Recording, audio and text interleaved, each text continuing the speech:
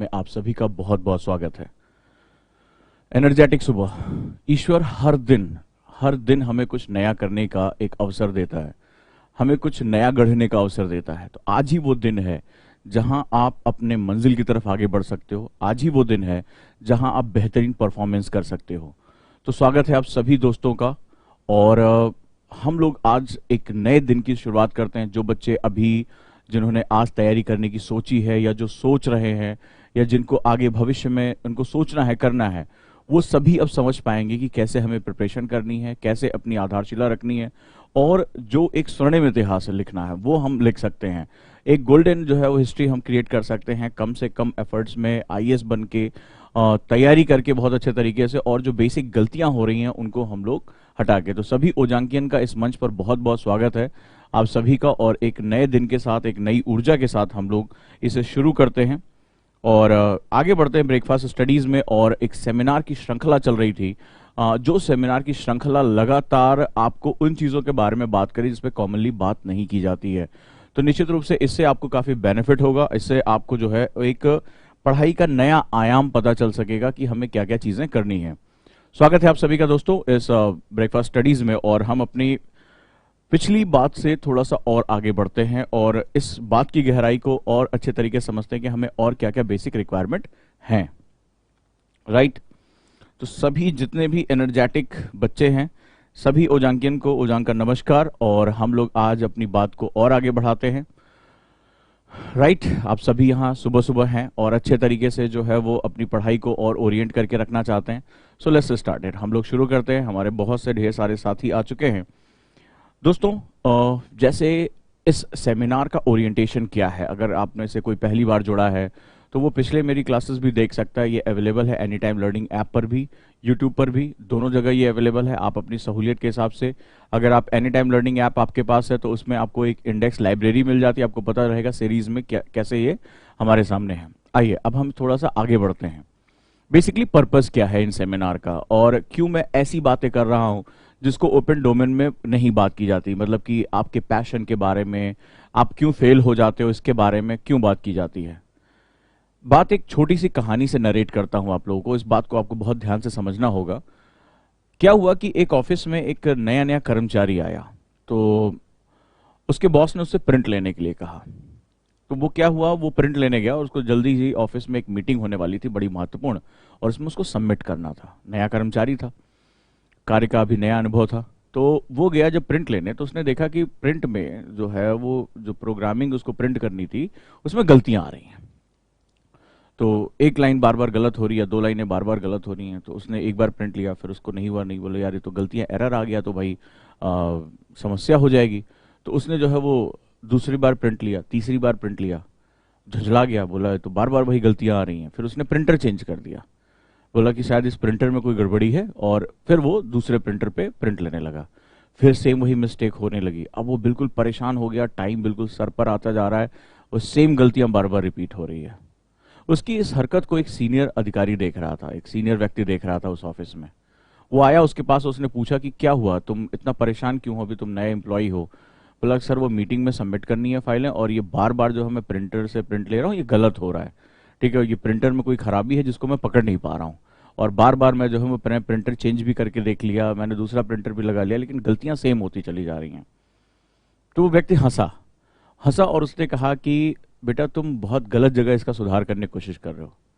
गलती प्रिंटर की नहीं है, गलती प्रोग्राम के अंदर है। आप वापस जाओ कंप्यूटर के अंदर और उस प्रोग्राम की लाइन को ठीक करो जहां पर ये बेसिक मिस्टेक है। और वहां पर जाकर उसने उस प्रोग्राम को ठीक किया, और जैसे उसने इस प्रोग्राम को ठीक किया, ऑटोमेटिकली प्रिंट जो है वो बिल्कुल सही आने लगा। कहानी का मकसद क्या है? कहानी का मकसद ये है कि कई बार हम बाहरी चीजों पर बहुत फोकस करते हैं। हम बाहरी चीज़ों पे फोकस करते हैं, हम टीचर चेंज करते हैं, हम कोचिंग चेंज करते हैं, एनसीईआरटी नई वाली, पुरानी वाली, स्टैंडर्ड बुक, दूसरी वाली बुक, एक एक टॉपिक के चार चार राइटर ले आते हैं। हमें बार बार हम इनको लगता है कि हमारी जो हम सक्सेस नहीं पा रहे हैं, वो इन बाहरी कारणों की वजह से है। हम रूम तक चेंज कर लेते हैं, कई लोग सोचते हैं कि रूम हमारा खराब था इसलिए हम रूम चेंज कर लेते हैं, पार्टनर चेंज कर लेते हैं, तमाम तरह की चीजें जो हम करते हैं, लेकिन हम बेसिक भूल जाते हैं कि गलती प्रिंटर की नहीं है, गलती प्रोग्रामिंग की है। वो अंदर जो है, जो मेन कमांड है, जो तुम्हारे अंदर का जो है इंसान है, तुम्हारे अंदर की जो सोच है, जब तक उसको तुम परिवर्तित नहीं करोगे, जब तक उसको रीप्रोग्राम नहीं करोगे, तब तक प्रिंट हमेशा गलत आएगा, यानी रिजल्ट हमेशा गलत बना रहेगा। तो रिजल्ट खराब हो गया तो राहु को दोष दिया, केतु को दोष दिया, शनि खराब है, ठीक है, या फलाना जो है मित्र खराब था, फलाना रूम खराब था, फलाना जगह खराब थी, फलाना टीचर खराब था, फलाना कोचिंग खराब थी, तमाम तरह की आप बातें करते हैं। हिंदी वाला था इस वजह सिलेक्शन नहीं हुआ, नहीं, आपको अपनी प्रोग्रामिंग को सही करना पड़ेगा, और प्रोग्रामिंग को जब तक आप सही नहीं करेंगे तब तक आप कभी भी आपका आउटपुट जो है नहीं सही आएगा। तो मेरे इन सेमिनार का जो पर्पज, अभी बहुत ये लंबी श्रृंखला है और एक एक चीज को चुन चुन कर लेकर आया हूं। ये श्रृंखला बेसिकली एक बहुत ही महत्वपूर्ण है, जहां पर मैं आपकी प्रोग्रामिंग को रीप्रोग्राम करूंगा, यानी कि उसके अंदर जो गलतियां हैं उनको मैं सही करने की कोशिश करूंगा, आउटपुट अपने आप सही हो जाएगा। आप अपने प्रिंटर से उसका प्रिंट लीजिए, आपका रिजल्ट आपको प्रिंट होकर मिल जाएगा। तो दोस्तों, इस श्रृंखला में आप सभी का बहुत बहुत स्वागत है, और मैंने आपको कुछ बेसिक वर्क दिए थे। अब सवाल है कि ओजांग सर कह तो रहे हैं, सुन रहे हैं, लेकिन उसको फॉलो कौन कर रहा है। मैंने जैसे आपको एक छोटा सा काम दिया था 2 पेज डायरी का लिखने को, क्या आपने ईमानदारी से सभी लोगों ने वो जो है वो 2 पेज डायरी के लिखे? अगर हाँ, तो वो आपकी आदत का हिस्सा होना चाहिए। मैंने आपसे कहा था आपको अपनी बॉडी पे काम करना है। देखो, ये बहुत इंपॉर्टेंट चीज है, आपको अपनी बॉडी की फ्लेक्सिबिलिटी पे काम करना है। रनिंग, योगा, या जो है वो आपको एरोबिक्स घर के अंदर ही मैंने आपको करने के लिए बताया था। कितने लोगों ने उसको फॉलो करना शुरू किया? एटलीस्ट स्ट्रेचिंग बॉडी की, ताकि आपकी फेसिया मसल्स, सबसे खतरनाक मसल्स होती है ये फेसिया मसल्स जो है वो, उस पर कितने लोगों ने काम किया ताकि उसकी फ्लेक्सिबिलिटी बढ़े और जो है ब्लड सर्कुलेशन हमारे माइंड को मिले। कितने लोग जो है वो 10 मिनट अब शांति से बैठ के डीप ब्रीदिंग करते हैं, या पढ़ाई करने से पहले 5 मिनट गहरी गहरी सांसें लेके अपने बीटा ब्रेन वेव को अल्फा ब्रेन वेव में कन्वर्ट करते हैं। अगर आप लोगों ने इसको अपनी आदत में डाला है तो धीरे धीरे आपको कुछ सुधार नजर आने लगे होंगे। सबसे बड़ी बात, आपकी जो माइंड में जो उठापटक है उसमें बहुत शांति मिल रही होगी। जैसे जैसे आप अगर आधा घंटा भी अगर टहलने के लिए निकालते हैं, दौड़ने के लिए निकालते हैं, या एरोबिक्स के लिए निकालते हैं, योग के लिए निकालते हैं, तो आप बहुत रिफ्रेश महसूस कर रहे होंगे। आपके अंदर जो है वो ज्यादा से ज्यादा ऑक्सीजन सप्लाई आ रही होगी, और अब आपको लग रहा होगा कि आपकी जो माइंड की जो एक्टिविटी है वो काफी जो है वो इनहेंस हो रही है। आपकी जो है वो थकान अब थोड़ी सी कम हो रही है। 15 से 20 दिन बाद आपको इसके पॉजिटिव रिजल्ट देखने को मिल जाएंगे। शुरुआत में हो सकता है कि पेन हो, थकान हो, लेकिन 15 से 20 दिन लगेंगे, इसके बाद इसके पॉजिटिव रिजल्ट्स आने शुरू हो जाएंगे और आपका एक नया दौर शुरू होगा। तो जो चीजें मैंने आपको बताई हैं, कितने लोग आज जब सुबह सबसे पहले उठे तो उन्होंने अपना फोन नहीं चेक किया, अपना जो है और काम नहीं किया, सबसे पहले उन्होंने लबासना के जो है वो फिगर के बारे में, लबासना के गेट के बारे में विजुअलाइजेशन किया? कितने लोग थे जिनका पहला थॉट ही लबासना था कि लबासना और नथिंग, कुछ नहीं, मुझे लबासना पहुंचना, उसके गेट को, वहां की जो गेट में ठंडक है सुबह सुबह, उसकी ठंड को महसूस किया, गेट खुलने की आवाज को महसूस किया। कितने लोगों ने 5 मिनट तक बिस्तर से उठने के पश्चात जैसे उनकी नींद खुली, वो अरे यार मैं लेट हो गया, सर की क्लास है, जो है मेरा मोबाइल क्या है, नोटिफिकेशन तो नहीं आया, ला इंस्टाग्राम चेक कर लें, इन सब से कहीं दूर उन्होंने कुछ नया जो है वो सोचा और थोड़ी देर बैठ के विजुअलाइजेशन किया। कितने स्टूडेंट हैं जिन्होंने आपने इसके बारे में सोचा? अगर नहीं सोचा तो आप गलत कर रहे हो। फिर मैं ओजांग क्या, संसार का सबसे बड़ा व्यक्ति भी अगर आएगा तो आपको कुछ समझाएगा और समझाकर चला जाएगा, आपके ऊपर कोई फर्क नहीं पड़ेगा। आप प्रिंट आउट ही आपका गलत निकल, आपकी कहानी को एसोसिएट करके देखना।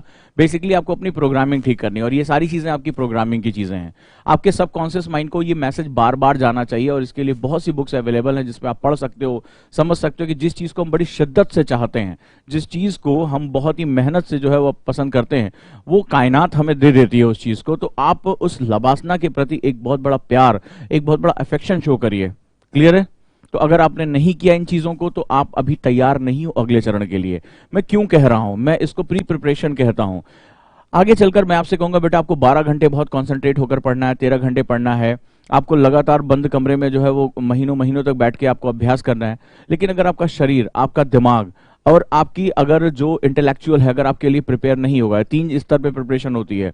मान लीजिए आप पढ़ने बैठे, आपका बड़ा मन है और आपके शरीर में दर्द हो रहा है, आपको थकान हो रही है, आपकी बॉडी में विटामिन डी की कमी है, आप जो है वो लेथार्जिक महसूस कर रहे हैं, क्या फायदा होगा उसका पढ़ाई का? ठीक है, आप परेशान रहोगे, डिस्करेज होगे, बोलोगे डॉक्टर के पास जाओगे। ठीक है, आप मान लीजिए आपके पास, आपका दिमाग बहुत ही चंचल है इस समय है, आपका जो है ब्रेन वेव सेटल नहीं है, क्या फायदा? आप किताबें खुली होंगी आपके जो है वो, सिर्फ आप उसको देख रहे होगे, उसका कोई मतलब नहीं आएगा। तो ये चीजें जो मैं आपको बता रहा हूं, ये बेसिकली मैं आपकी प्रोग्रामिंग को ठीक करने की कोशिश कर रहा हूं। व्यक्तित्व तो ऐसे नहीं निर्मित हो जाता। व्यक्तित्व एक बनाना एक बहुत बड़ी कला होती है, बहुत ही गहरी कला होती है। आपको व्यक्तित्व निर्माण में अपनी जान झोंकनी होगी। तो अब यही वक्त आ गया है कि जहां पर आपको अपना बेस्ट परफॉर्मेंस करना है। ठीक है दोस्तों, तो अब आगे चलें और अपने सेमिनार को और आगे बढ़ाते हैं और इसके महत्वपूर्ण तरीकों को हम जरा समझते हैं। आइए, तो हम लोगों ने इससे पहले जो सक्सेस के पिलर्स थे उसके बारे में बात किया था, और मैंने माइक्रो पिलर्स के बारे में बात किया था कि क्या खाना चाहिए। कितने लोगों ने सुबह जो है वो बादाम भिगो के खाना शुरू किया। ओमेगा 3 फैटी एसिड, थोड़े से अखरोट अपने साथ रख लिया करो, अखरोट खा लिया करो, उसमें ओमेगा 3 फैटी एसिड होता है, उसको ब्रेन फूड कहते हैं। ठीक है, अलसी का बीज जो होता है उसको हल्का सा भून के पाउडर बना के उसको 1 चम्मच या आधा चम्मच खा लिया। तो ये जो है वो आपको क्या होता है, बेसिक जो न्यूट्रिशन होता है उसको प्रोवाइड करता है। हमेशा अपने साथ पानी की बोतल रखो, जरूर रखो उसमें, और उसमें अगर हो सके तो थोड़ा सा जो है नमक, थोड़ा सा जो है वो चीनी हल्का सा डाल के रखो, ताकि बॉडी में ग्लूकोज की सप्लाई होती रहे और आपका दिमाग जो है एनर्जेटिक रहे। इस मशीन को अगर आप देखो, सिंपल सा फंडा है यार, बहुत लाइफ का है। अगर आप जो है वो एक बहुत महंगी गाड़ी जो है खरीद लाए, हार्ले डेविडसन, हायाबुसा, तो गाड़ी तो बहुत अच्छी खरीद लाई है, शरीर एक गाड़ी की तरह है, लेकिन अगर उसमें पेट्रोल नहीं होगा तो कितनी भी अच्छी गाड़ी हो वो चलेगी नहीं। ठीक है, कितनी भी अच्छी गाड़ी हो वो चलने वाली नहीं है, वो खड़ी रहेगी। तुम्हारे पास लूना है, कोई बात नहीं, हीरो पुक है, छोटी सी जो है स्कूटी टाइप की है, लेकिन अगर उसमें आपने तेल पर्याप्त भर रखा है तो आप सर्राटे से आगे बढ़ते चले जाओगे।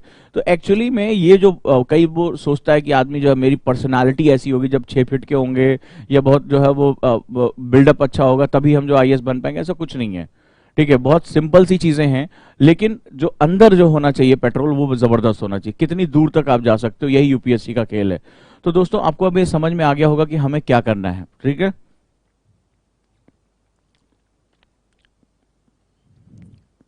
9, अब रेगुलर सक्सेस हैबिट की बात करते हैं, यानी कि अगर आपको सक्सेस बनाना है, तो मैंने लास्ट टाइम आपसे बताया था कि दुनिया के जो लीडिंग हैबिट एक्सपर्ट हैं वो कहते हैं कि लक्ष्य बनाने से कुछ हासिल नहीं होगा जब तक आप सिस्टम नहीं बनाते हो, जब तक आप तंत्र नहीं बनाते हो। सफलता एक सिस्टम का नाम है। सफलता कोई एक चीज नहीं है जिसको आप गए और आपने चुटकी में उठा लिया।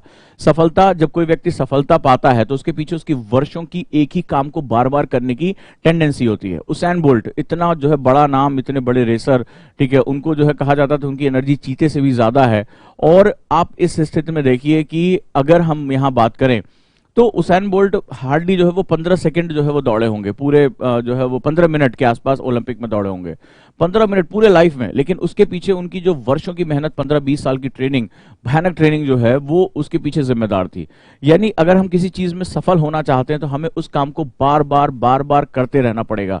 इसको हम लोग सक्सेस हैबिट कहते हैं। ये तंत्र होता है करने का, और जब हम उस चीज को बार बार करते हैं तो हमारी इफिशियंसी उसमें कई गुना बढ़ जाती है। अब आज के सेमिनार में मैं आपसे बात करने जा रहा हूं कि कैसे हम अपनी डेली डू लिस्ट को कर पाएंगे, क्योंकि मेरा मानना है कि लक्ष्य जो होता है कई तरह का होता है। एक लक्ष्य हम बनाते हैं कि साहब हमें अगले साल आईएएस बनना है, 2 साल बाद हमें आईएएस बनना है, बोला और भूल गया उसको, कोई बात नहीं है, लिख लिया आपने जो है वो जहां पर पढ़ते हैं कि मैं फलाने जो है बैच में आईएएस बनूंगा। लेकिन मेरा मानना है कि जो लोग आज का गोल केवल बना लेते हैं, जिसका आज अच्छा होगा उसका कल अपना अच्छा हो जाएगा, हफ्ता अच्छा होगा, महीना अच्छा होगा, साल अच्छा हो जाएगा।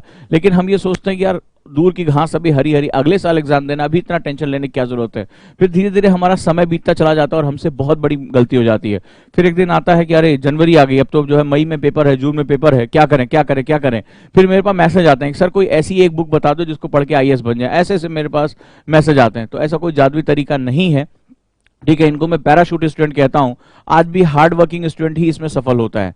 तो करना क्या होगा, आपको यहां पर सबसे पहले रेगुलर सक्सेस हैबिट्स को फोकस करके रखना, इनको लिखो और बात को ध्यान से समझो। एक दिन में आपको कुछ चीजों को मेंटेन करते हुए चलना है, उस पर आपको सबसे ज्यादा काम करना है, ठीक है। और आपको बस एक ही चीज सोचनी है कि मेरे पास सिर्फ आज का दिन है, आज के दिन को मुझे सक्सेस करना है, कल अपने आप जो है वो सही हो जाएगा, राइट। चलिए, सबसे पहले आपको एक चीज सीखनी पड़ेगी, इफेक्टिव टाइम मैनेजमेंट, यानी प्रभावी जो आपका जो है समय प्रबंधन है, प्रभावी समय प्रबंधन।